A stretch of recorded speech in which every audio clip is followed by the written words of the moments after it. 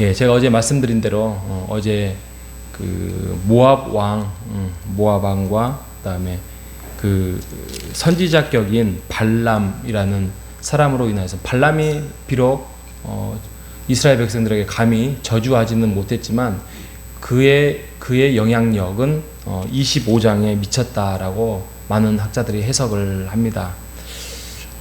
아마 직접적인 눈에 보이는 저주나 또 그런 것들은 하지는 않았지만 그들이 미쳤던 영향들 또 그가 영향을 줬던 발락에게 줬던 어떻게 하면 그들을 무너뜨리게 할 수 있을까라는 어떤 전술을 전달했다라고 추측을 합니다.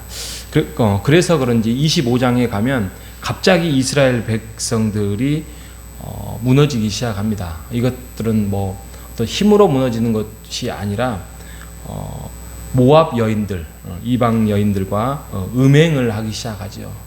음행 자체도 문제인데 이방 여인들과 같이 그 음행을 한 모습으로 인하여서 결국에는 신들에게 절을 한다, 우상 숭배까지 나아갑니다. 이 모습을 현상을 두고 여호와께서 격분하시고 진노했다라고 성경은 말합니다.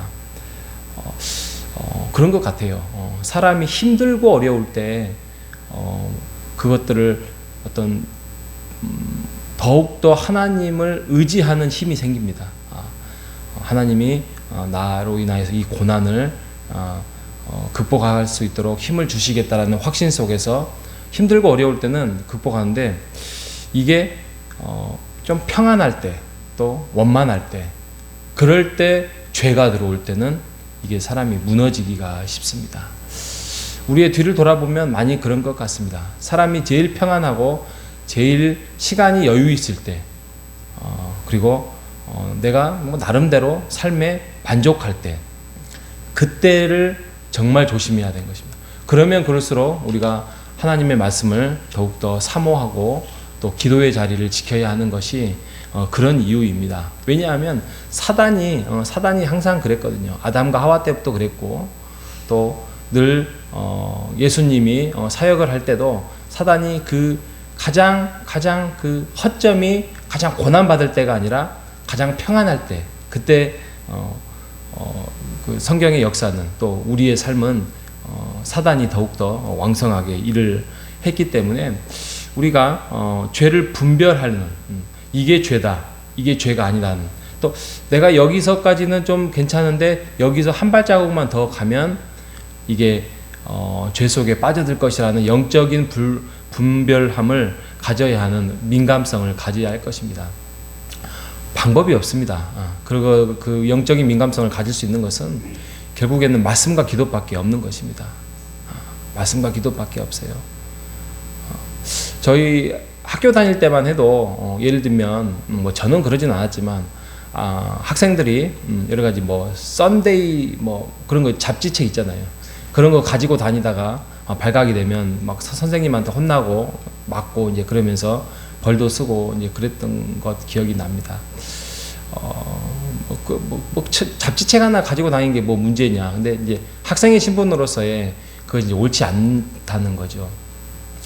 그런데 이제 그렇게 살다 보면 더욱더 감각적이고 더욱더 더 좀 이렇게 행동적으로 나타날 수 있는 그런 염려가 있는 것입니다. 오늘날 그런 거에 비하면 오늘날은 잡지가 뭡니까? 아예 잡지를 영상으로 담고 가지고 다니는 게 핸드폰 아니겠습니까? 그래서 언제든지 클릭만 하면 자극적인 영상 또 공격적인 영상을 우리가 접할 수 있고 또 그거에 대해서 시간을 쉽게 보낼 수 있는 것이 우리의 핸드폰 아니겠습니까? 그런 것 같습니다. 핸드폰을 잘 이용하면 얼마든지 그걸 가지고 장사를 할 수 있고 사업을 할 수 있고 돈을 벌 수 있고 또 많은 정보들을 캐는 반면에 우리가 그거의 유혹에 넘어가서 시간을 낭비하고 하나님의 말씀보다 또 하나님을 생각하는 것보다 더 많은 것들을 뺏기고 있는 것이 우리의 핸드폰이고 우리의 유튜브 아니겠습니까? 저도 솔직히 고백하면 그런 것 같습니다. 옛날에는 틈만 나면 책을 들었습니다. 화장실에 가도 책을 들고 가고 또 누워 있을 때도 책을 한 장이라도 더 보고 잠자리에 들었던데 지금을 고백을 해보면 화장실에 갈 때 뭘 가져가죠? 핸드폰을 가져갑니다. 핸드폰을 가져가고 또 소파에 앉으면 핸드폰이나 요즘 TV도 재미없습니다. 핸드폰 하나면 모든 것이 근데 이게 죄의 통로가 될 수 있다는 거, 여러분이 영적인 분별력을 가져야 될 것입니다. 핸드폰을 사용하지 마라, 뭐 그 말씀을 드리고 있는 게 아닙니다. 분별해야 됩니다. 시간을 분별해야 되고 내가 하나님과 가까이 하기 위한 방법을 내가 지금 찾고 있는가에 대해서 우리가 뭐 그러기 때문에 여러분들이 오늘도 이제 새벽에 나오지 않았겠습니까? 우리가 이렇게 영적인 분별력을 가지고 하나님과 좀 더 가까이 갈 수 있는 방법들을 찾는 여러분 되시기를 바랍니다. 26장에 가면 이렇게 죄 속에서 제가 하나님이라면 너무나도 분노했을 거예요. 40년 동안 내가 그토록 보여주고 그토록 했는데 너희들이 결국 그 모양 그 꼴이냐 하면서 막 분노하고 그 땅에 다시 후퇴, 다시 광야로 보냈을 것인데 하나님은 하나님의 시간에 거기까지 하고 은혜를 베푸시려고 그랬는지 이제 땅을 분배합니다. 인구조사를 최종적으로 하고 땅을 분배하면서 이제 민수기가 마지막으로 향해 가고 있는데 심지어는 우리 뭐 몇십 년 전만 해도 우리나라도 원래는 그 남자 중심으로 살았잖아요. 근데 이 구약 시대는 오죽 그랬겠습니까? 심지어는 그 분배를 받을 수 없는 아들이 없는 그 지역들, 뭐 26장 33절에 보면 헤벨의 아들 슬로브핫은 아들이 없고 딸들 뿐이었다. 이러면 가문이 닫히는 건데 하나님께서 그 법 위에 하나님이 계시기 때문에 땅을 분배하고 그들에게 은혜를 베풀었습니다. 그리고 27장에도 또 한 장을 차지할 정도로 슬로브핫의 딸들에 대해서 보통 이게 보면 그 슬로브의 딸이 굉장히 경건하고 거룩했다. 아닙니다. 거룩하고 경건해서가 아니라 하나님이 그 법에 매여 있는 것이 아닙니다. 하나님이 은혜와 하나님의 사랑이 그 위에 있는 것입니다. 그래서 우리 또한 그렇습니다. 여러분 노예를 가면 가장 노예가 심각할 때는 헌법책을 들고 있을 때입니다.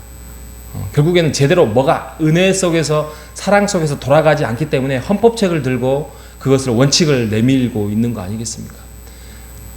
우리 또한 그렇습니다. 우리 교회 규정 그런 것은 따로 없지만 그거보다 더 위에 있는 것이 하나님의 사랑과 은혜 안에 있는 것입니다. 우리가 그 사랑과 은혜를 실천하는 곳이 바로 교회이며 그게 하나님이 가장 기뻐하는 것입니다. 하나님이 원하신 그러한 교회의 모습, 또 하나님이 원하시는 우리의 모습, 그런 거룩과 은혜 속에서 오늘 하루도 하나님의 은혜를 쫓아가는 하루가 되시기를 주님의 이름으로 축복합니다. 하나님 아버지 감사합니다. 하나님이 법에 매여 있는 분이 아니요 하나님이 그 법을 만들었음에도 불구하고 그 법에 더욱더 큰 사랑과 은혜를 뛰어넘는 하나님의 멋진 작품 속에서 이 성경 말씀을 통해서 우리 교회 안에도 하나님의 은혜와 하나님의 사랑을 우리가 받고 또 우리 주위에 있는 사람들에게 또 우리의 교우들에게 사랑과 은혜를 전하는 우리가 될 수 있도록 인도하여 주시옵소서. 하나님 그럴 때에 더욱더 죄의 분별함을 가지기를 원합니다. 영적인 민감함을 갖기를 원합니다. 그러기 위해서 우리가 더욱더 노력하고 힘쓰고 하나님 앞에서 다가서는 우리 모두가 될 수 있도록 이끌어 주시옵소서. 살아계신 예수님의 이름으로 기도합니다. 아멘.